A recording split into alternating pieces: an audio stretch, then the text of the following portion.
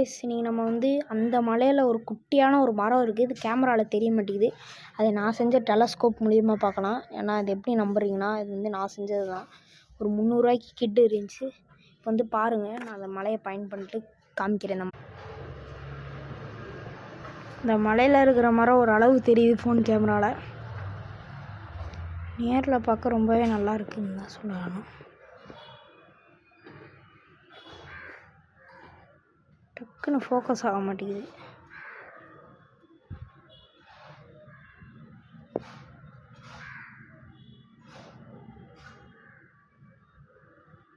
அடுத்து டவரை பார்க்கலாம். உங்களுக்கு எகுத்தாப்பில் இருக்கிற டவரை தான் பண்ணிட்டு காமிக்கிறேன்.